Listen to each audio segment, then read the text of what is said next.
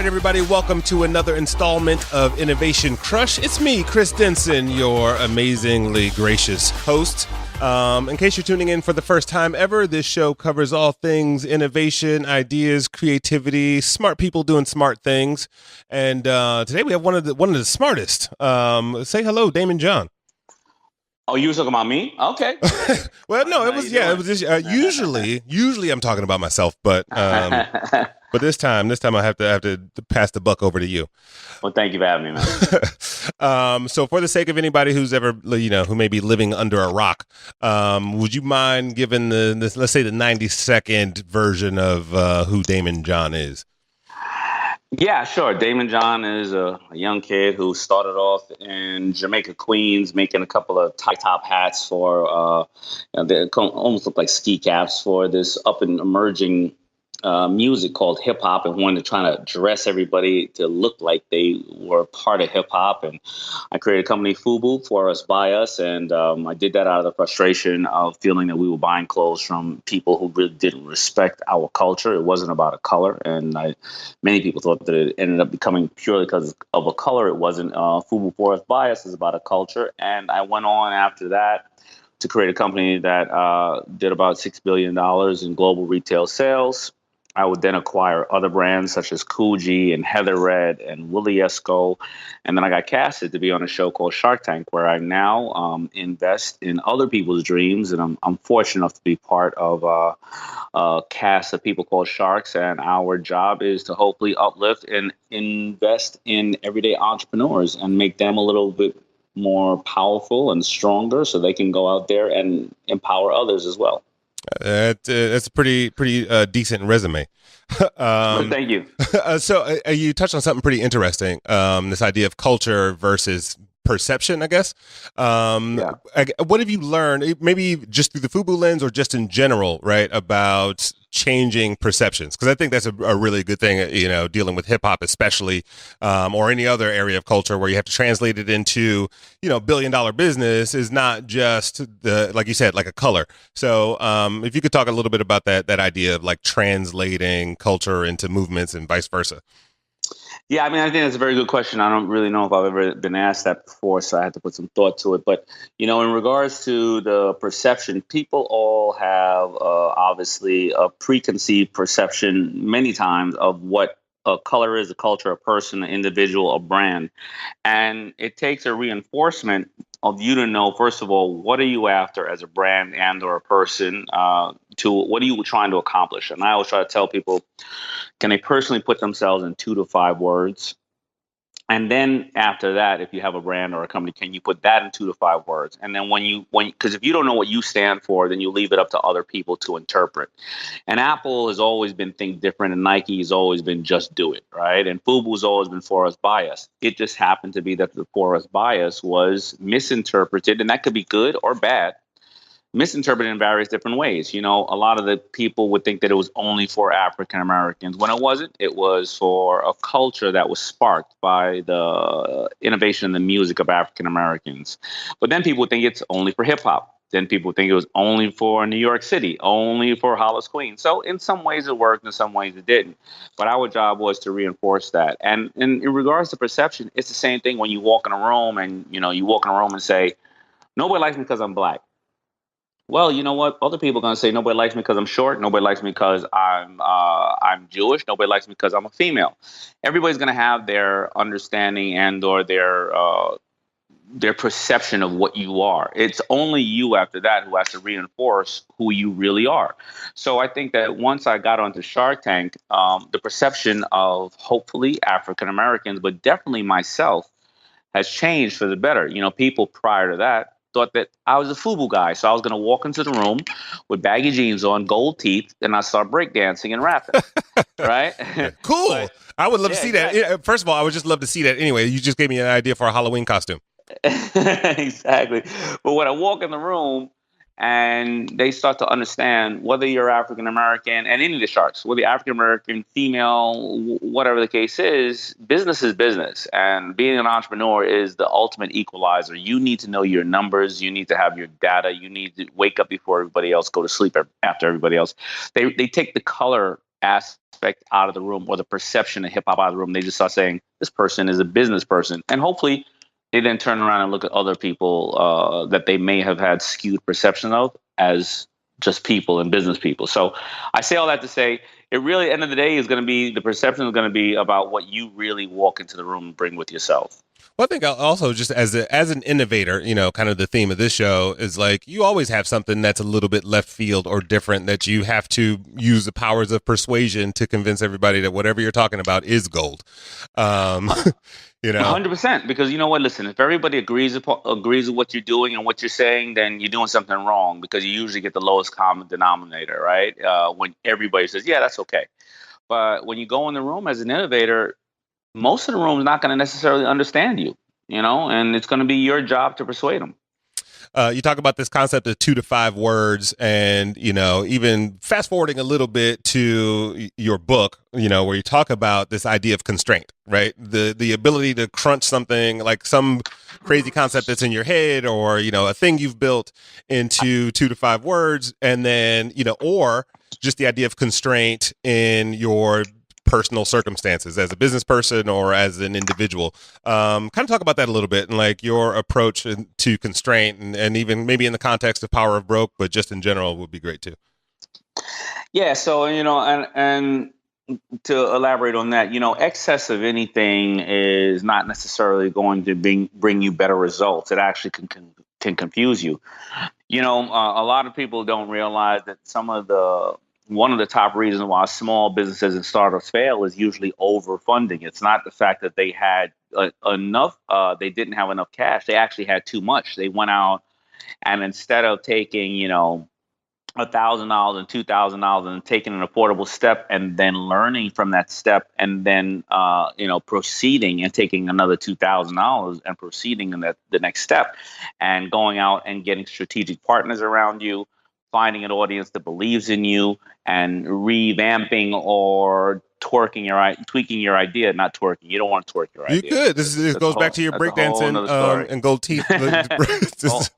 Whole nother business, right? But yeah, but but a lot of people go out there and take $100,000 loan, or raise $200,000, and they go out and they make the same exact mistakes, but with $100,000 and $200,000. When then you lose faith in the people who have invested in you, you may have even blown your credit. You may have $100,000 worth of bad inventory that has mold on it, or poorly made, because you didn't get to master what you were doing on a small scale and replicate it. And people don't understand it. So you have to have that constraint. You have to make affordable mistakes. You can't try to grow a business and scale it to $1 million in 1 year. You need to understand what it's going to take to scale the businesses. So you really must find a way to use all the resources that are within your fingertips to then grow the company out and outward and outward and outward. By the way, I just wrote down the idea of networking. So it's like a network. Yeah. I like that. So that's one of my personal dreams. So if you want to fund it, let me know.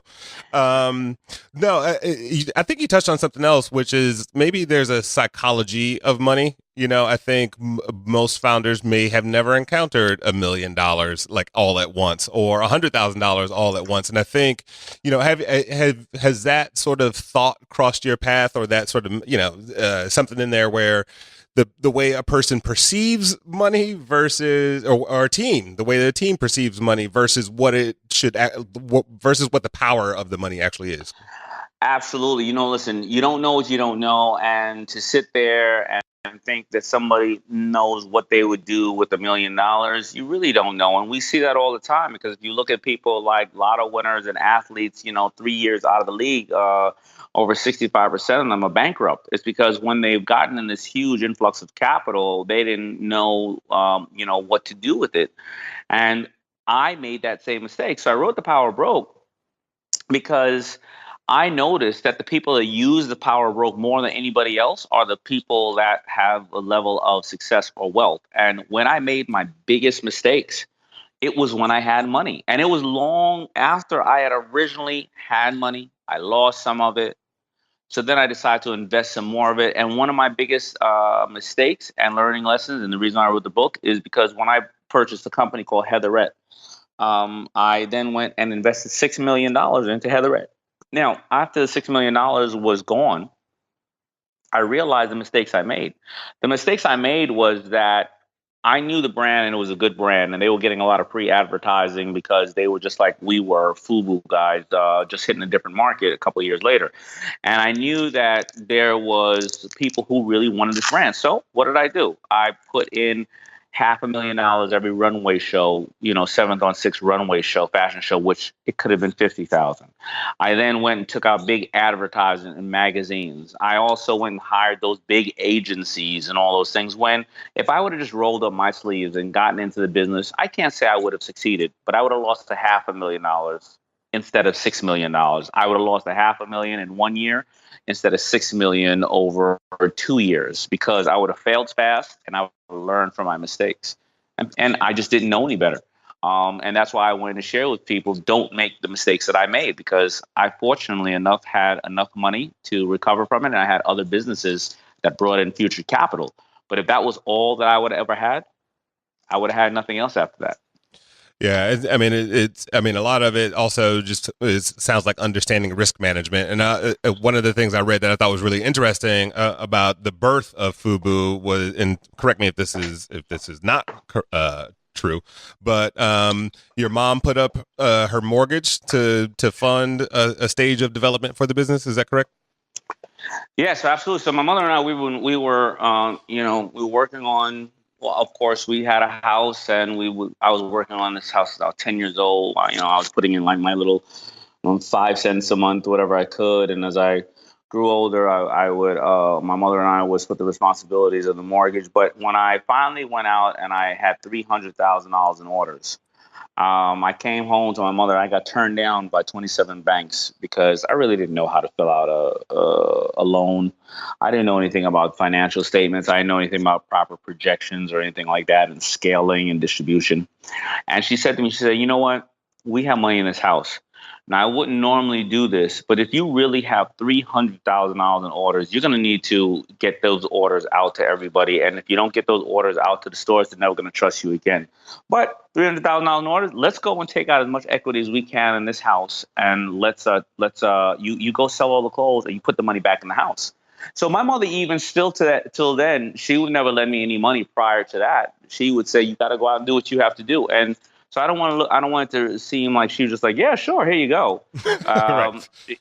So we did that, and that was still a risk, her taking that risk. And then to say something else about that is, we got $100,000 mortgage on a house. I have no idea how. The house was worth 75,000. So I that's a whole nother story, right? Mama was a hustler. That's all. Mom was a hustler, right? But the $100,000 that we had, I turned around and I ended up a year later. I was 5 months late on the mortgage, and I only had $500 left in the bank because I didn't have financial intelligence. And it goes back to exactly something that you and I were talking about: constraint and/or just having a level of financial intelligence. I wasn't spending the money foolishly. I just didn't know what I was doing. So I was paying for raw goods 90 days ahead of time, right? Then I was paying for salaries, staff, fabric, shipping, and when I would sell to a store, I was giving them terms. I wasn't in a position to give them terms, so they would pay me 30, 60, 90 days. It wasn't like I took the money, I went and bought a car with it. I was just trying to operate the business. And I almost lost that entire business, even when I was doing what I thought was the right thing. This all sounds like a brutal beginning to the Daymond John we all know today. So, when did you when did the bug turn on for you? Now as a serial entrepreneur and investor, when did the bug go like, I'm going to just keep flipping these like houses, or when did that start? Well, it all started at an early age. It's just that you don't get this. Nobody comes one day and hits you with this magic wand, and everything is understood at the time. So you look at that point of my life where I had made that $100,000 potential mistake. I was already half educated in doing business. I was making my mistakes small. I went out there, I proved my concept like I was talking about. I didn't go out and take $100,000 loan with nothing. So the $100,000 loan came after I closed Fubu down 3 times from '89 to 1992 because I ran out of $1,000, $2,000, $4,000, and I kept coming back. I kept coming back. That did a couple of things. Number one, that made sure that I learned my mistakes small. Number two, it made sure that if I reopened the business, I opened it because I had a true passion. I wasn't, and I had already tried to start plenty of businesses before then that I realized I was in it for the wrong reason. I wanted fame or I wanted money. So those things made me come around to that point. Now I start putting all the hard work with little to no capital. I get $300,000 in orders. Now I have to learn financial intelligence. I don't need to learn discipline anymore, and I don't need to learn about proving the concept. Now I need to know financial intelligence, and we all got to keep learning. So I just kept learning every single day, every single year to get to this point. And then I would make way more other mistakes, like I shared with you. I get to a certain point, I lose $6 million, right? I get to a certain point, Fubu goes down. I get to a certain point, Fubu goes up. So it's a constant process. Nobody just comes and just goes bling and blesses you with this great, massive amount of knowledge. How do you keep internal peace through all those ups and downs? I think by keeping I've always had like-minded people around me that have the same exact agenda for the same exact goals and results and the same reasons. Earlier on, people sometimes don't realize why partners are around. Partners may be around because they want to party all the time, or they want a certain time of fame, or they want a certain amount of money. Nothing's wrong with that unless you're not on the same page, but you think the other person is. And that really is about everything from business to personal life. You can't have a partner in a marriage also that has different goals, right? So I kept a lot of people around me with the same agenda, my partners. I also would go out and seek mentors. Till today, I still go out to seek new and more advanced mentors in different areas of life, whether it's a spiritual mentor, whether it's business mentors, anything else like that. Maybe about 8 years ago when Shark Tank was first really getting going and I started to want to do different type of marketing besides urban marketing, I went out and called on a gentleman named Jay Abraham that many people may know from his history of being one of the most innovative thinkers when it comes to marketing over the past 40, 50 years. And I asked him, can he mentor me? And I asked, how can I repay him? And is any way that I could help mentor him in different aspects? So I would say mentors help me keep my stability, strong family, and my faith. And of course, people with like-minded goals ahead of us. That's amazing. And especially like these mentor moments, right? Yeah, I think that goes both up and down, right? You're finding people who are smarter or better at you at certain things that you want, and kind of just fueling this constant personal education around business and life. But I also know that you're part of the PAGE program under President Obama, which is for the audience, is the president's and President's Ambassadors for Global Entrepreneurship.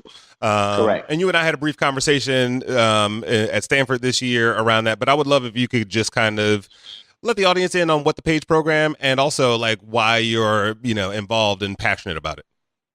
Yeah, so definitely when talking about mentors, and I think there's also another thing to mention about mentors. Let's not always think that mentors are going to be older and more sophisticated than us. There are some mentors that are probably listening now to us, and there are some people who need mentorship because there's a 16-year-old kid or 18-year-old kid in your office or in your life who knows how to convert and or operate social media where, there are a massive amount of people becoming millionaires just off their smartphones. So a mentor is not necessarily going to be somebody older than you. It's going to be somebody you can learn from.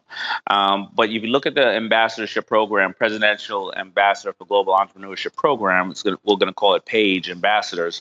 It's myself and 20 other amazing individuals who are entrepreneurs from all around the world. You have Steve Case, who created AOL. You have Brian, who created Airbnb, the gentleman who created the Kind Bar, Tory Burch, and Julie Hahn, who's done over $100 million in micro loans all around the world. And we're talking about people who live in the Sudan who need $20, right? And the reason why President Obama and Secretary of Commerce Penny Pritzker in the White House have appointed us is because we have three obligations as presidential ambassadors.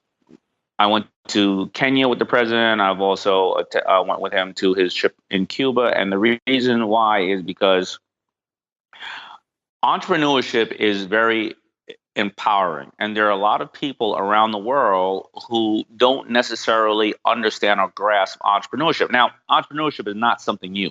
People have been bartering and trading from the beginning of time. But now you have this title of entrepreneurship. So our job is to do this, to go into places like Kenya and speak to people if a man or woman can't make $10 a week to feed their family and keep the lights on, in certain areas where it's very challenging, then there are a lot of people and or individuals out there who want to prey on the fact that these people don't have faith and don't have hope and they're in dire need. And they'll go out there and they'll have these individuals go and do some things that aren't necessarily in the best interest of all of us. So whether you're in Compton and somebody wants you to wear a color for the wrong reason or do something else. So we want to go out there and we want to show people that there are ways to pick up your cell phone and or to buy something at 10 cents and sell it at 20 and be able to feed your family. So first of all, we want to inspire them. Second of all, we want to show them how to get access to capital, how to find out about things like Kiva, where Julie Hahn has done over $100 million in loans, micro lending, or access to capital in various different ways. And when they get the capital, how to do the right things with it. And number three, in the event they get the capital and they figure out something to do really well, how do you scale? How do you find strategic partners? How does the government help give you further education and access to further mentors and things like that nature? And when we do that, we find that those type of people go out there and they don't become what we may consider liabilities anymore. They become taxpayers. They become more mentors and teachers, and they help all around. And the amazing thing is when we saw each other out there is when you meet most of these people from even from domestically and around the world, their agenda never really is to make money. It's usually to change other people's lives in some way or another. And that, I think, in return inspires us. Yeah, I was just gonna ask you about that too. It was just, I think when you teach, you learn, and it may be an emotional lesson. It may be like a tactical lesson. What are some of the inspirations that you've personally walked away with from encountering these entrepreneurs from all over the world? We don't really have enough time to go over how many times I've been inspired or I've been brought to tears. I'll give you an example. I was speaking the other day in Toledo, Ohio. And a friend of mine that I met 4 years earlier decided to come visit me. Now, this friend of mine lives in Flint, Michigan, and we know what's going on over there. I met him one day because he came to my speaking engagement. I saw him on Twitter a couple of times. Well, the story behind him, his name is Eric Thomas. He has a clothing company called Inspire. 19 years ago, Eric was hanging outside of a club and he got hit by a stray bullet. He's a quadriplegic at this moment and from that point on. It takes Eric 4 hours to get up in the morning and get ready to go to work. It takes him 4 hours to go to bed. He's only had one vacation in the last 19 years, and it was when I flew him out to Shark Tank to come see us. So when I look at a man like Eric, who is out there trying to inspire other people, and he doesn't have the use of any part of his body besides mainly one of his wrists and his neck, and it takes him that amount of time to get up to go to work, and he hasn't had days off unless I forced him to ask him to come see Shark Tank being shot. I look at the people who out there who say, I can't get another pair of shoes or a color television, and I think of people like Eric who was out there trying to change the world, the days that I may have my half a millisecond of feeling sorry for myself. I'll then go over to Kenya and I'll see somebody or talk to somebody who's out there trying to bring fresh drinking water to a lot of people, and that's all they can care about. Or I remember seeing President Bush. He was speaking one day, and he said that a lot of people gave him his challenge, problems about why he tried to support Africa so much. But he said he was giving out a bag of rice or flour one day, and this one kid said to him, "God is good." And he said, "Wow, this kid's really cheerful, and and he's living in these challenging times." And the person next to him said, "That kid's family got butchered by a tribe last week. He saw his parents literally butchered." So when I see these things around the country and hearing about how good we have it and the obstacles we think are obstacles in life, it just is empowering to see other people out there who are trying to just they're trying to dedicate themselves to changing the entire world. Those two, you're right. We don't have enough time to go over all of them, but those, I mean, those are Yeah. two amazingly like powerful stories. There's a other side to it too, right? Where, at least when you're going globally and looking at entrepreneurship, there is policy that changes. That's kind of, I would imagine some of that comes from the White House. I know John Kerry gave a really good opening talk at the Global Entrepreneurship Summit, as well as what it does for the economy. Can you talk about that intersection of like policy and economic change that either stems from the work that you've seen or at least from your involvement in the PAGE program?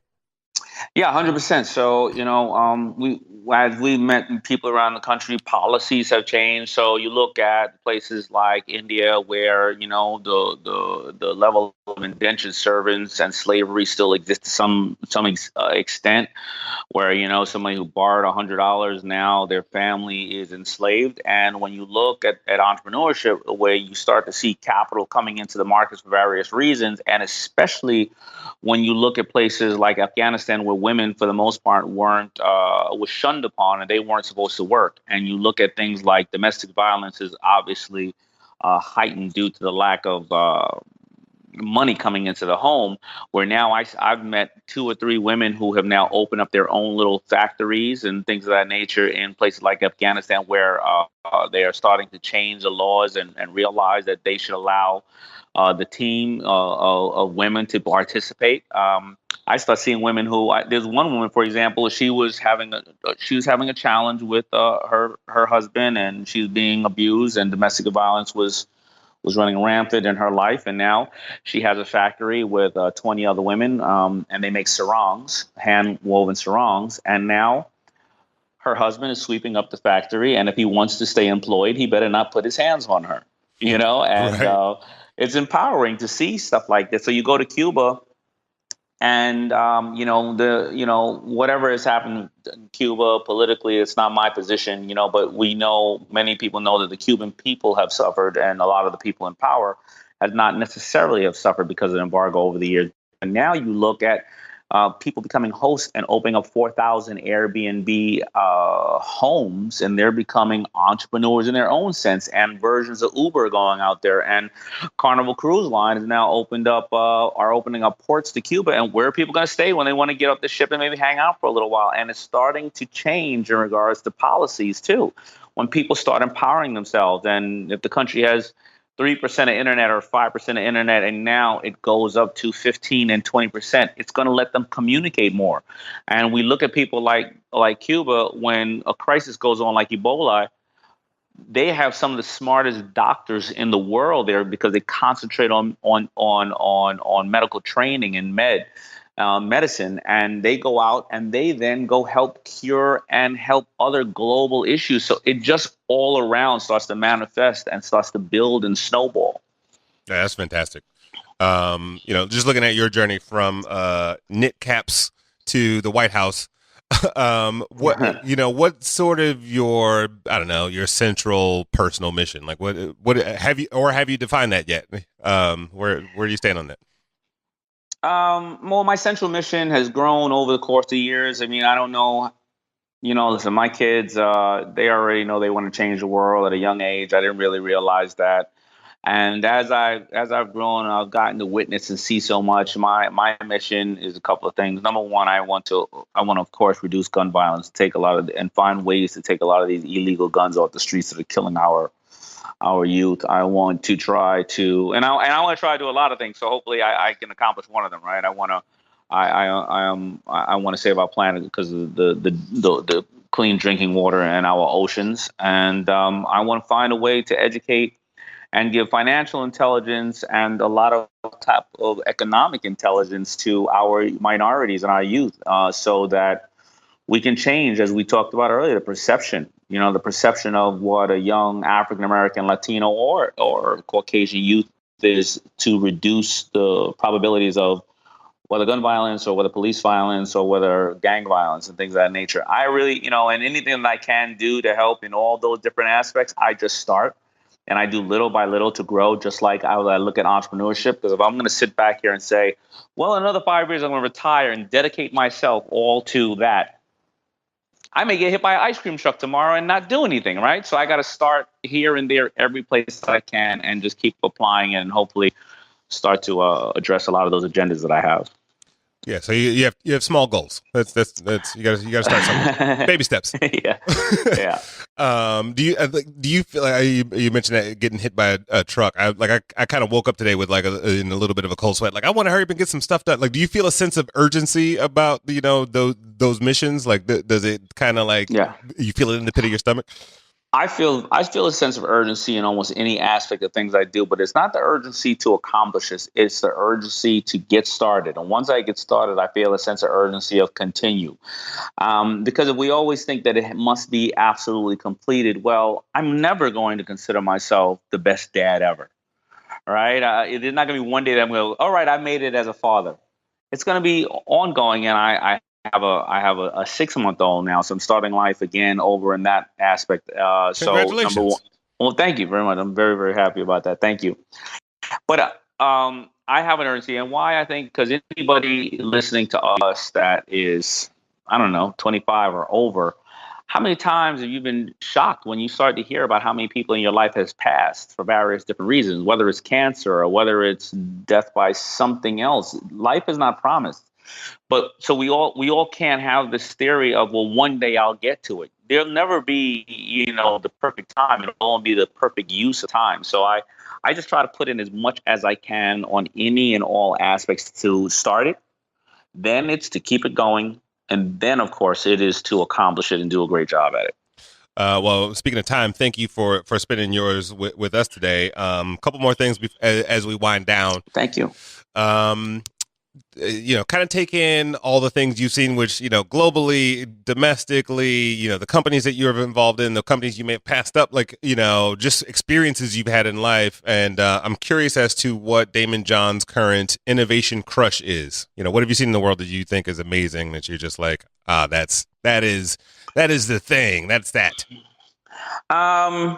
I don't know if it's one thing with this, but there's 2 or 3 areas that I really find fascinating. I find this direct model of creating a membership in a community, the same way that you and I are on here right now, and you have a community that loves to be educated by you.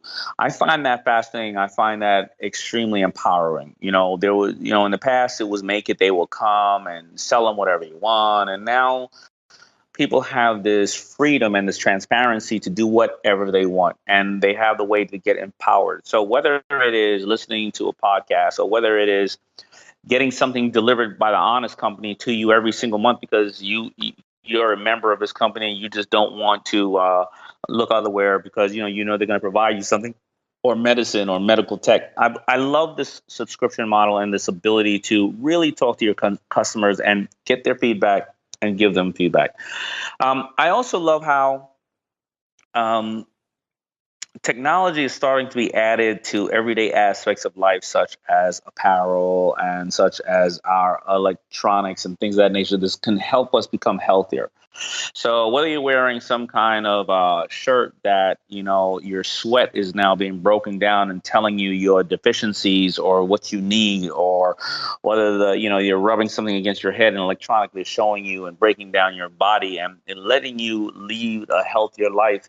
I think that now you can't blame but so many other people if you're being advised on what is needed for your body. That means that you are making a conscious choice to ignore it or a conscious choice to solve it. And I like those aspects of what's going on today. That's fantastic. Last but not least, take a deep breath to think about networking and complete this phrase for me. Innovation to me is...